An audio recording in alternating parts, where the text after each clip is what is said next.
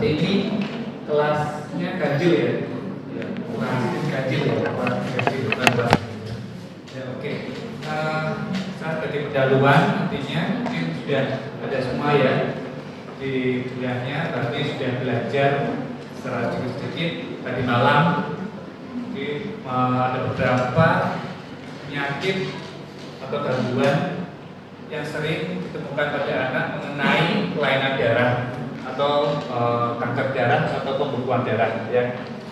Jadi untuk kelainan darah biasanya paling sering yaitu anemia defisiensi besi atau kekurangan asupan zat besi. Kemudian yang kedua thalassemia yang nantinya termasuk dalam anemia hemolitik. Kemudian pada pasien-pasien kanker pada anak terbanyak leukemia atau kanker darah putih. Kemudian yang kedua lymphoma Hodgkin atau kanker penderita bening. Dan yang ketiga adalah gangguan perdarahan ya. Gangguan perdarahan paling banyak karena imun trombositopenia purpura atau ITP, dan yang kedua hemofilia. Ya, sebagai pendahuluan anemia. Anemia itu bukan suatu penyakit tapi merupakan suatu gejala dan tanda ya. Jadi penyakitnya bisa macam-macam. Bisa thalassemia, bisa anemia defisiensi besi, ya bisa leukemia sebagainya. Nah, yang ditandai dengan secara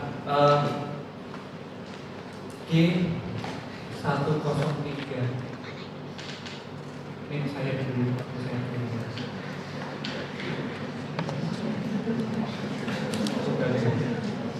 Ini saya berapa?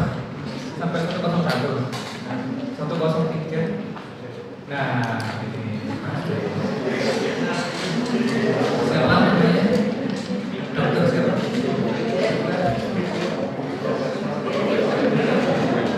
Ya. Kita untuk menegakkan suatu diagnosis penyakit ada 3 hal yang harus kita lakukan. Yang pertama adalah bagus, yang kedua bagus toh. Yang ketiga pemeriksaan penunjang ya. Jadi anamnesis, pemeriksaan fisik dan pemeriksaan penunjang. Dan tepuk tangan mulai.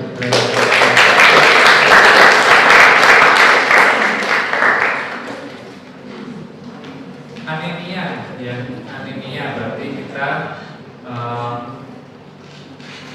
bukan suatu diagnosis. Nah, untuk menggali lebih lanjut, anamnesis apa yang harus kita lakukan? Di nomor 1 berarti 001. Lanjut 001. Oh, memang dari ini loh. 103 ini enggak. Oh, berarti dokter siapa? Dokter Agnes ya. Kira-kira kalau kita nanti besok menjumpai pasien atau ibunya mengantar anaknya, dok, anak saya kok kelihatan pucat ya. Kira-kira anak apa yang kita lakukan?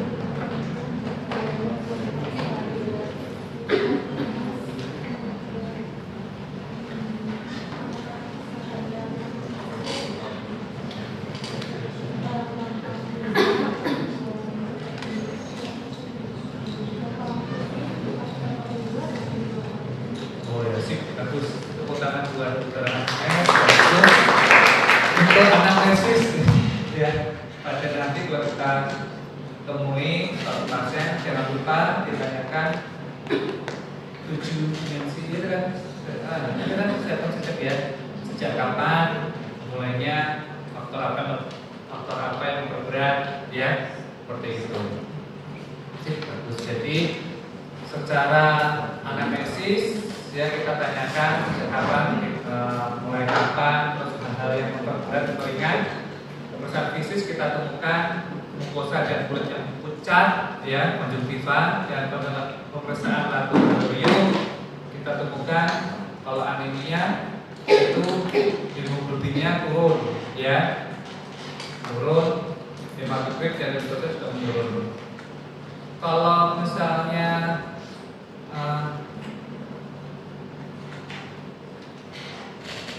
sel darah ya, sel darah merah itu diproduksi oleh James Bond 00 tadi sampai 27. Gak apa-apa, santai dong ya, gak apa-apa dong, saya nggak dikit dong ya. Nah, jadi santai aja. 007. Oh ya, sip, bagus dong. Dokter siapa namanya? Dokter Alisa. Sel darah merah diproduksi di mana? Sumsum tulang ya, atau hematopoietic stem cell ya, bagus. Nah, selain dari hemoglobin atau sel darah merah, sumsum tulang memproduksi apa aja? Leukosit, bagus dok. Terus satu lagi satunya trombosit ya, ya dok. Udah dikasih kuliah kan? Udah terusin? Oh belum ya, nggak apa-apa, nanti sampai detail nanti terusin di dalam ya. Jadi sel darah merah atau namanya seri eritropoietik ya, sel darah putih atau seri granulopoietik, dan trombosit atau seri trombopoietik itu diproduksi di sumsum tulang ya, atau dari asalnya hematopoietic stem cell ya. Jadi kalau ada masalah dengan pabriknya, ada masalah dengan sumsum tulangnya, maka ketika seri itu harusnya jumlahnya itu turun. Hemoglobin turun namanya anemia. Leukosit turun namanya leukopenia. Trombosit turun namanya trombositopenia. Bagus. Batasan anemia apabila HB-nya kurang dari, bagus pinter ya. Kalau memang lebih ideal seperti tapi susah untuk ngapalin, maka WHO menciptakan batasan yang lebih gampang diingat ya. Biasanya lebih kurang dari 11 berdasarkan usia ya. Jadi harusnya berdasarkan usia. Nggak mungkin bayi sama dengan kayak kita HB-nya anemia ya. Jadi sesuai dengan usia. Kalau ada bayi kurang dari 11 kita katakan anemia. Tapi kalau sudah usia sudah dewasa, tentunya lebih tinggi cut off point-nya, batasannya.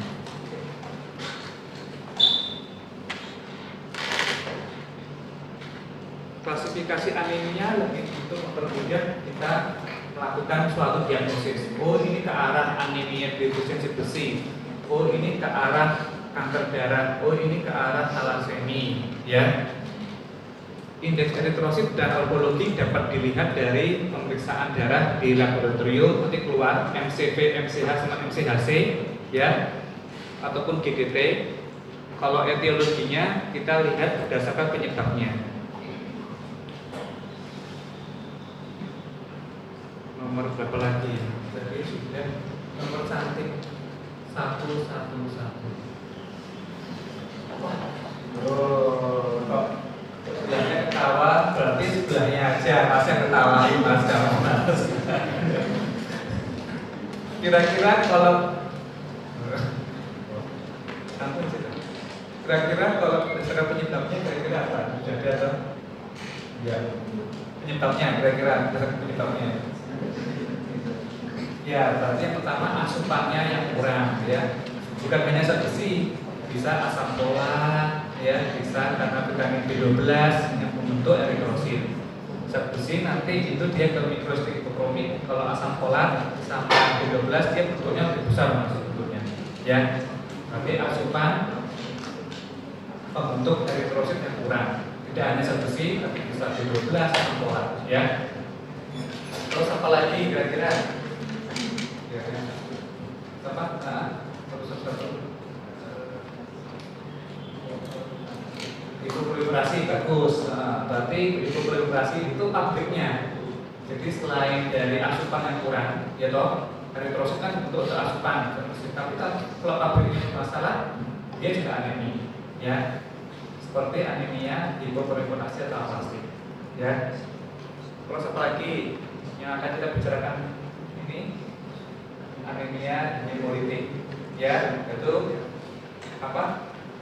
Pecahnya eritrosit sebelum waktunya ya.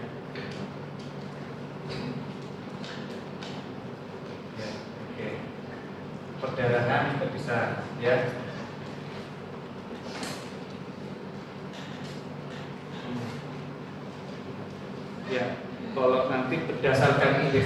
eritosit, klasifikasinya mempermudah ya, bisa mikrositik, hipokromik, monomositik, hemokromik atau makrositik ya. Dilihat dari MCV. MCV singkatan dari apa? Oke, kalau itu kurang dari normal ya, berarti mikrositik hipokromik seperti ini definisinya ya. Oke. Itu bisa dilihat dari situ ataupun bisa dilihat dari mikroskop, gambaran darah tepi. Bentuknya kecil-kecil, tidak tercat secara sempurna ya, seperti ini mikrositik hipokromik. Ini makrositik, tapi jarang ya. Makrositik itu seperti defisiensi vitamin B12 ataupun asam folat. Ya, untuk pendekatan diagnosisnya kita lihat bisa mempermudah ya. Seperti mikrositik hipokromik ini seperti defisiensi besi, anemia ADP ataupun talasemi, yang salah satunya termasuk dari anemia hemolitik talasemi. Ya, makrositik yang bentuknya besar-besar tapi jarang ya.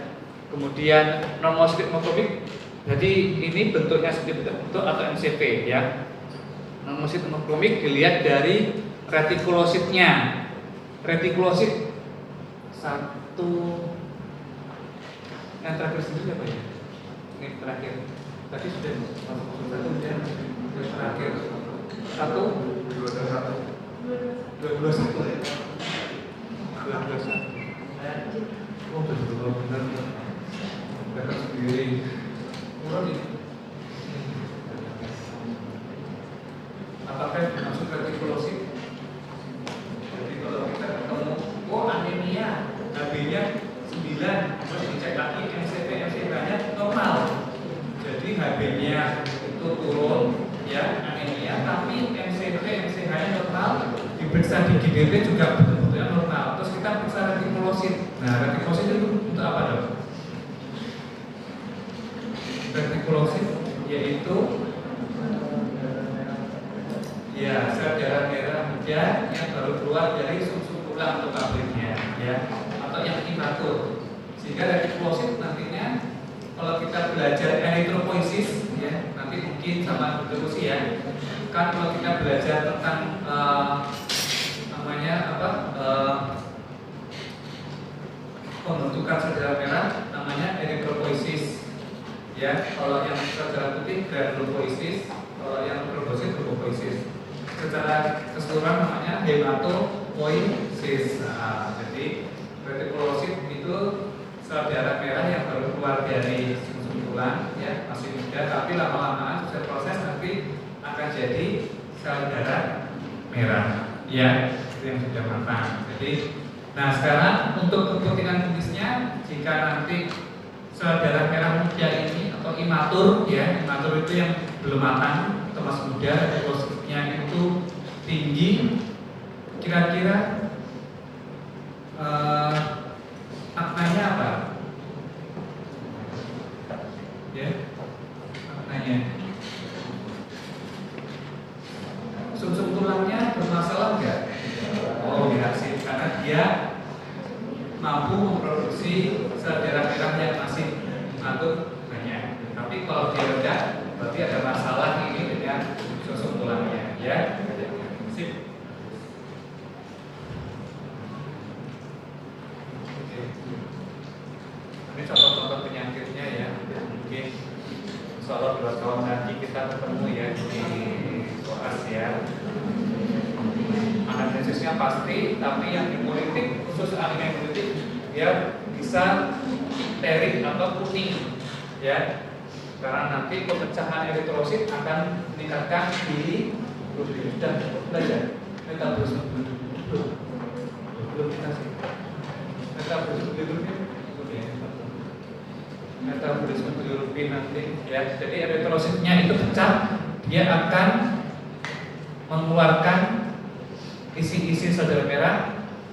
Salah satunya adalah bilirubin. Bilirubin akan membuat ikterik ya pada klinisnya, kuning, dan itu kuning. Kalau yang lain pasti kalau ada perdarahan berulang pasti jelas laritoris. Ini yang di anemia hemolitik, ini yang paling khas ya. Siapa tahu ini keluar ujian ya. kemudian tadi diproduksi selain di pabrik darah tadi ada anemia, kalau dia turun pasti pucat ya. Kemudian kalau leukositnya turun, leukosit gunanya untuk pertahanan tubuh, sehingga kalau turun pastinya tubuh akan rentan terhadap infeksi, jadinya sering demam infeksi. Kalau trombosit turun, manifestasi klinisnya perdarahan ya, karena untuk juga perdarahan.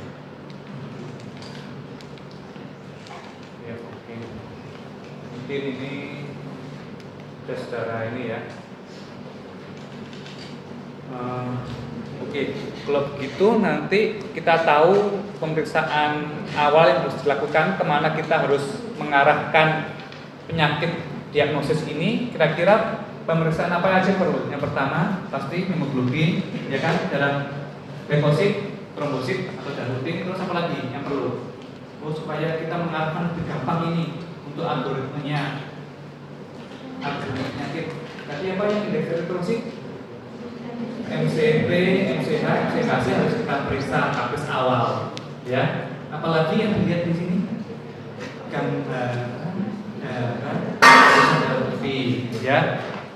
Jadi HB, leukosit, trombosit, kemudian MCP, MCH, MCHC atau indeks eritrosit, gambar darah tepi. Lalu apa tadi yang nomor titik hemoglobin, melihat sejarah-sejarahnya itu bahwa di bone marrow tadi apa?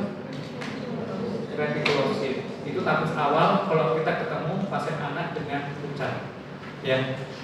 Nanti untuk penyakitnya leukemia itu butuh pemeriksaan penunjang yang lebih dalam lagi. Ada pertanyaan dari sini?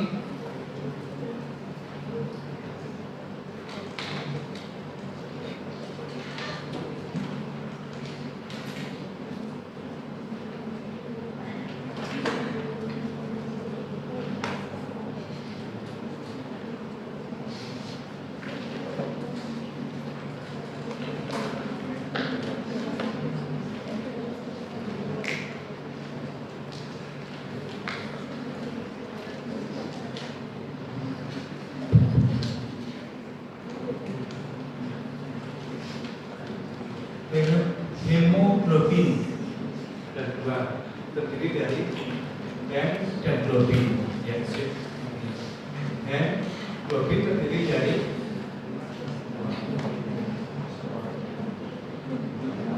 dua rantai alfa dan dua rantai beta. Hem terdiri dari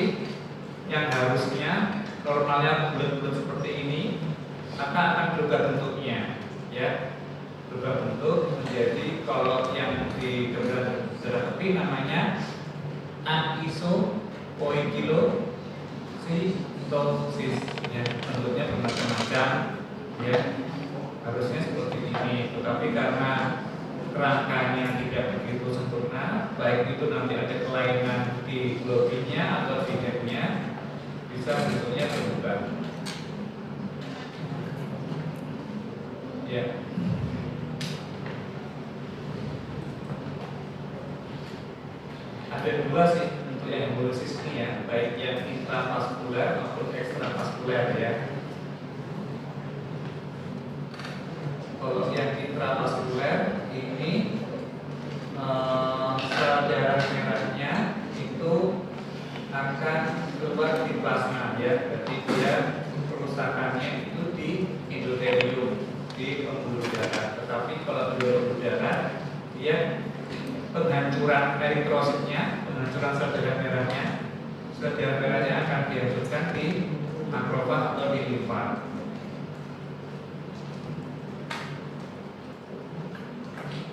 Sehingga nanti manifestasi klinisnya bisa ada dua, dengan ikerik maupun dengan ikerik itu jaundice atau kuning ya. Kalau dia di intravaskular pastinya dia tidak ikerik ya, karena dia tidak ekspresi tubulin. Tapi kalau dia yang di ekstravaskular dia nanti akan di hepatic system. Nah ini nantinya manifestasi klinisnya jadi ikerik.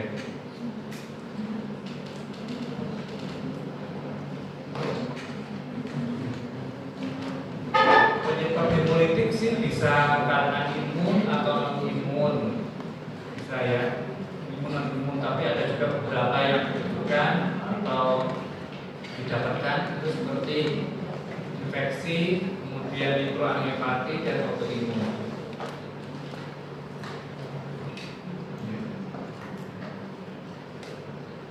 Ada juga yang diturunkan seperti talasemi yang merupakan anemia yang diturunkan terbanyak di Indonesia. Ada juga karena kerusakan enzimnya atau defisiensi glukos 6 fosfat diastase atau GSPD ya. Ada juga karena malaria. Jadi hemolitik bisa didapat maupun diturunkan ya. Ini penyebabnya bermacam-macam ya. Jadi harus bisa, kalau herediter itu herediter atau diturunkan biasanya karena kerusakan dindingnya atau membrannya, membran dari sel darah merah maksud saya ya, membran ya, ini diturunkan. Tapi kalau dari luar itu bisa karena infeksi kayak malaria ya, bisa karena imun reaksi antigen antibodi waktu transfusi itu juga bisa.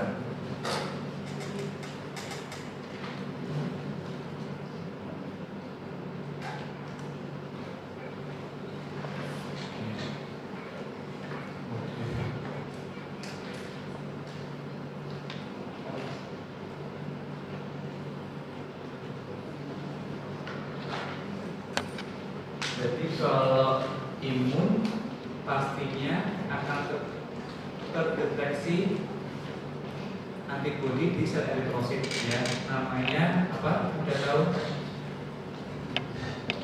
Direct test ya. Nah ini. Jadi direct test nanti kita akan mengetahui apakah ada antibodi di sel darah merah. Ini sel darah merahnya ada antigen, kemudian kita berikan antibodi, maka ada reaksi antigen antibodi. Ya ini dinamakan direct test. Mikroangiopati sih jarang. Infeksi terutama malaria ya, yang sering menyebabkan anemia hemolitik dicatat atau keluar ujian. Ini yang diturunkan tadi ya, masuk talasemi. Ini pemeriksaan fisisnya ya, bisa hepatomegali, berarti pembesaran hepar dan pembesaran limpa ya, pembesaran hepar dan pembesaran limpa sini.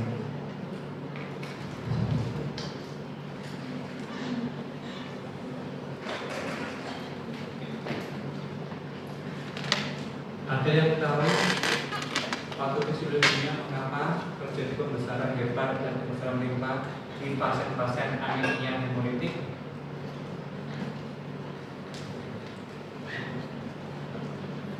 Jadi selain tubuh kita, pabrik utamanya darah itu di sumsum tulang atau di bone marrow. Tetapi pada anemia hemolitik ini karena pabrik tulang, sumsum tulangnya capek memproduksi darah terus menerus ya, karena dialisis kan sudah berhari kan dihancur, dia harus memproduksi lagi, kurang dari 1 hari dihancur, produksi lagi, lama-lama capek sehingga diaktifkan namanya pabrik kedua di limfa namanya hematopoiesis extramedular ya. Hematopoiesis extra kan di luar, medula kan di bone marrow ya. Jadi dilakukan limfa sebagai penghasil untuk sel darah merah. Selain itu penghancuran sel darah merah yang sudah bentuknya tadi bermacam-macam, dia dihancurkannya di limfa. Jadi penghancuran sel darah merah yang sudah tidak terpakai lagi itu dihancurkan di limfa. Ini pasti ya, sudah ya, nantinya seperti sebagainya.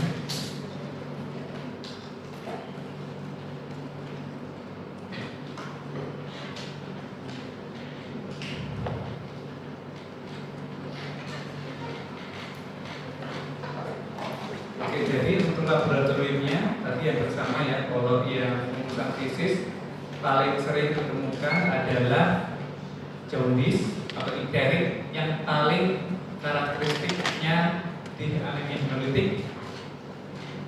Kalau untuk laboratoriumnya, kalau tadi ada pusat retikulosит, kira-kira retikulositnya menurun atau meningkat pada anemia hemolitik?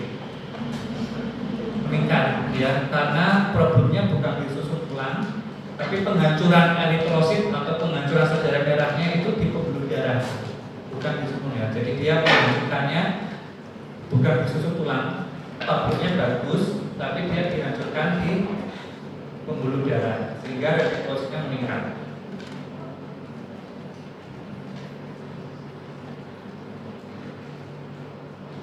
Nah, bilirubin pasien meningkat tadi ya, sama LDH itu laktik dehidrogenase LDH itu juga merupakan produk dari isi dari eritrosit. Jika dia eritrositnya hancur, LDH juga akan meningkat.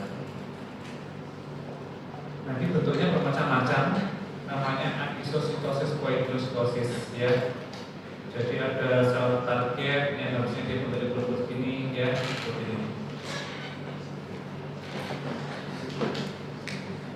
Jadi bentuknya macam-macam, tidak bulat-bulat lagi.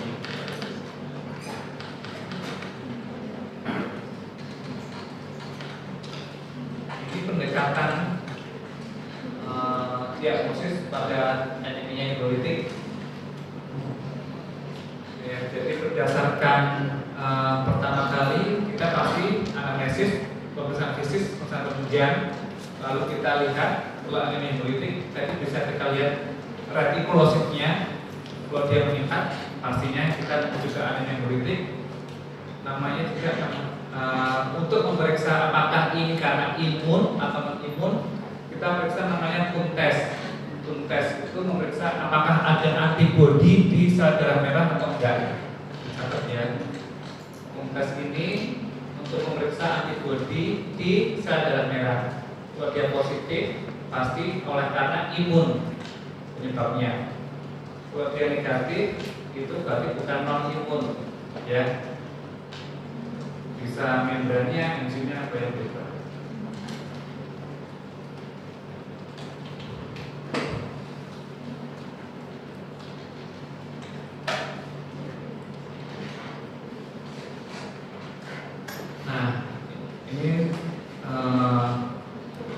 Cara kerja untuk pemeriksaan TUM test atau juga nama lainnya adalah direct antiglobulin test (DAT). Jadi memeriksa apakah ada antibodi di eritrosit atau enggak, antibodi di sel darah merah ada atau enggak. Jadi ada dua, ya, ada dua hemolitik anemia. Siapa yang tahu ya? Autoimun hemolitik anemia, ya. Ini yang pasti disebabkan oleh imun, ya. Autoimun hemolitik anemia ada dua, ada yang tipe ruam dan tipe cold, ya. Ini pasti yang disebabkan oleh karena autoimun. Oke, ada pertanyaan?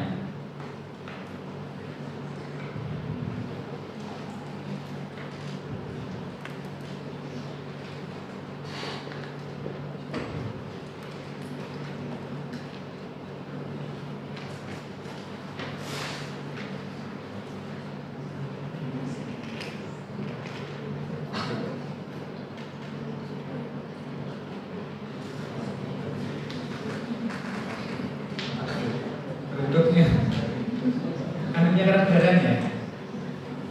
Itu berikutnya hemolytik, anemia perdarahan, ya. Jadi berdasarkan penyebabnya tadi bisa karena tadi apa? Pertama asupannya yang kurang, ya. Terus yang kedua karena hilangnya perdarahan, terus hemolytik, tabelnya yang rusak, ya. Jadi kita ngomongin tentang perdarahan. Perdarahan berarti ada 3 komponen tadi darah, ya. Darah merah, ya kan, atau hemoglobin, atau eritrosit, darah putih, atau leukosit, dan trombosit. Kira-kira yang berperan pada perdarahannya apa? Trombosit, trombosit, ya, trombosit.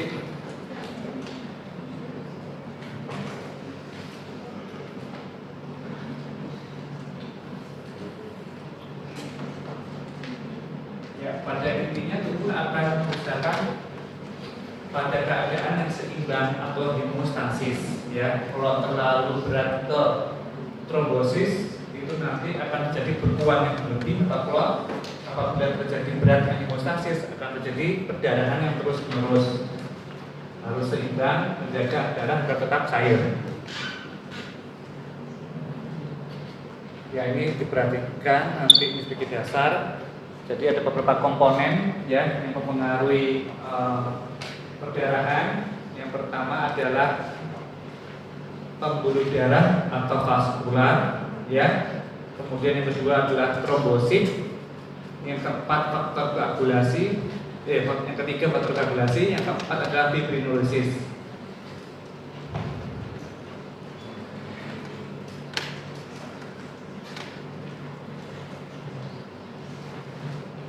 Satu tiga. Ini satu tiga.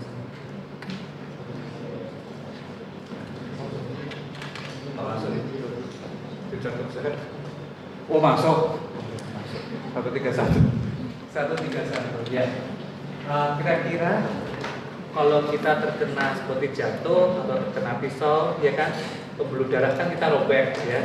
Kira-kira faktor langkah pertama pembuluh darah yang dilakukan apa? Ya, sip, bagus. Vasokonstriksi atau spasme dari pembuluh darah untuk menghentikan perdarahan. Bagus, tepuk tangan buat siapa? Ya, oh, sudah ada. Ya, oke, sip. Ini yang buatnya aku nggak ada di sini. Dicatat, hebat rajin. Vaskular spasme, ya, vaskular spasme.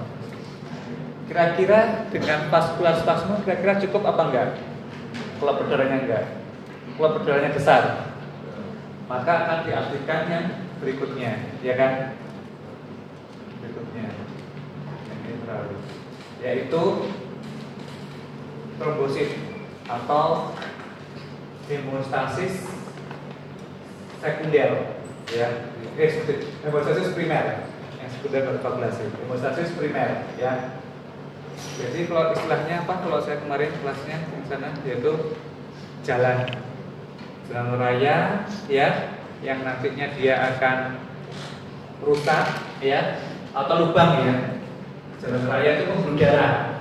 Jalan raya itu pembuluh darah, kemudian lubang karena robek, ya, kayak pembuluh tadi ini kayak robek, ya. Jadi ini pembuluh darahnya robek. Di sini robek. Jadi vaskular spasme nggak bisa mengirim perdarahan, maka diaktifkan trombosit. Ya, diaktifkan trombosit, dia akan melekat di pembuluh darah yang luka ini. Jadi jalan raya, lubang, terus langkah pertama dari pemerintah yaitu untuk memberikan kerikil atau batu. Ya, di dinas pekerjaan umum itu lubang datang tuh, terus diuruk yang lubang tadi, jalan lubang diuruk pakai kerikil atau batu yang saya istilahnya ini trombosit. Jadi cara belajar biasa, ya. Kalau lupa, besok mesti lupa kalau apalan vaskular trombosit. Jadi bayangin ini jalan lubang, ya, pembuluh darahnya lubang. Kemudian faktor kedua dikasih kerikil ke sama yang kita sebut tadi umum, ya. Ini namanya trombosit. Pelekatan trombosit sama pembuluh darah namanya adesi. ya. Nah, ini trombosit dan pembuluh darah yang luka ini ya, dia menempel di jembatan oleh apa namanya? Faktor 8 dan faktor 2 ya. Faktor 8 itu kalau kekurangan faktor 8 namanya hemofili ya. Jadi ada faktor nantinya yang dia berperan untuk menempelkan trombosit ini ke pembuluh darah yang luka. Nah, kalau nggak ada ini, pergerakannya tetap berlangsung. Namanya adhesi. Trombosit melekat ke pembuluh darah. Kemudian bentuknya trombosit setelah menempel di pembuluh darah bentuknya berubah menjadi gepeng-gepeng. Pseudopodia namanya. Ya, mengeluarkan faktor-faktor yang lain seperti kalsium, adenosin fosfat, serotonin untuk mengundang trombosit yang lain. Tumpuan trombosit dengan trombosit namanya agregasi. Biar kuat dong, biar jalan raya kasih kerikil ya, biar kuat. Kira-kira sudah sampai sini atau kalau kena mobil kerikilnya bisa berhamburan enggak? Maka diperlukan faktor yang berikutnya yaitu faktor koagulasi atau hemostasis sekunder. Nah, yang lebih biasanya kalau batuk atau kerikil terus dikasih apa biasanya? Yang kayak hitam-hitam dulu kalau kena ban berkuat dulu, lem dulu ya, hitam kuat dulu ya, itu faktor koagulasinya. Ya, dilihat kita aja dong. Kalau dilihat apalah kita nanti ya. Nah ini seperti jari laba-laba, bentuknya fibrin namanya. Terakhir ini fibrin ya untuk membentuk bekuan. Nah kira-kira kalau jalan raya ini legong gini jadi rata enggak? Enggak ya. Maka perlu untuk yang berikutnya biar rata dilisiskan, fibrinolisis ya, fibrinolisis ya, biar tidak membentuk clot yang berlebihan, jadi menghancurkan fibrin tadi yang sudah ada. Nah, jadi kalau ini sudah terbentuk sempurna, maka kalau di darah resikonya terjadi trombus atau bekuan karena nggak ratanya pembuluh darah. Ini beberapa anamnesis yang perlu diperhatikan ya, besok mudah-mudahan bisa akan ya. Jadi yang paling sering dilakukan karena ada perbedaan. Jadi antara penyebab perdarahan karena trombosit dan penyebab karena faktor koagulasi ini bisa dilihat dari anamnesisnya ini ya. Kalau karena perdarahan biasanya itu diturunkan laki-laki hemofili tuh biasanya. Lokasinya juga, nah ini lokasinya kalau di trombosit dia sering di mukosa, di gusi, di kulit, bentuknya peteki kayak demam berdarah peteki gitu kan. Peteki, mukosa ini sering di trombosit. Tapi kalau warnanya sudah lebam gini, lebam ya, lebam hitam gitu ya, itu seringnya kita temukan pada kelainan di faktor koagulasi. Jadi perbedaannya ini mungkin dicatat, mungkin bisa keluar ujian ya. Jadi pada trombosit peteki ya, perdarahan yang kecil di mukosa ini sering ditemukan di trombosit. Hematom perdarahannya luas ini sering di koagulasi. Bilin, siapa tahu bilin jatuhnya sekarang, munculnya itu baru 2 hari lagi. Itu sering pada khas pada kelainan koagulasi. Kalau kelainan pada trombosit, traumanya sekarang, darahnya sekarang. Itu kira-kira bisa sekarang seperti itu. Kalau dan keluarga pasti sering di sini karena ini sifatnya bisa seringkali herediter atau diturunkan dan faktor koagulasi. Ya, ini bisa di sekali ya, vaskulitis, kemudian paru. Berarti tadi kita sudah belajar kalau kita ketemu pasien anak dengan puncak anemia, screening awalnya ini. Tapi kalau kita perdarahan, pasti yang pertama adalah trombosit, ya kan? Terus untuk mengetahui kelainan koagulasi kita periksa apa dong? Kalau trombosit jelas, angkanya menurun, perdarahan pasti. Dia tahu peteki, kosa ini titik-titik trombosit. Tapi kalau kelainan koagulasi, kita periksa namanya PTA-PTT ya. Nah, namanya faktor kebutuhan. Jadi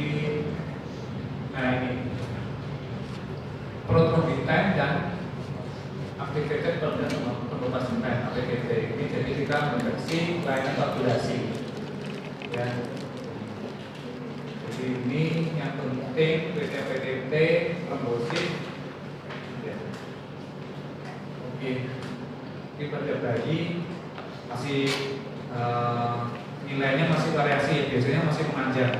Pada bayi lahir biasanya dikasih vitamin K ya, itu fungsinya untuk prekursor dari faktor pembunuhan. Biasanya koagulasinya itu masih kurang, masih rendah, sehingga risiko perdarahan cukup besar daripada bayi yang baru lahir, apalagi yang bayi-bayi kurang bulan atau imatur, itu risiko terjadinya perdarahan cukup besar. Oke, ada pertanyaan?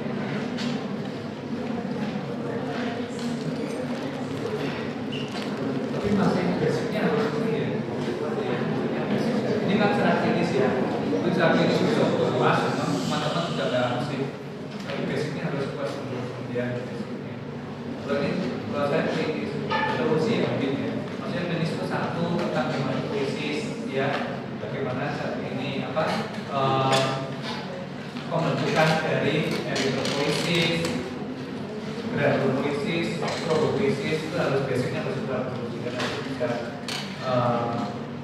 dihubungkan atau relevannya dengan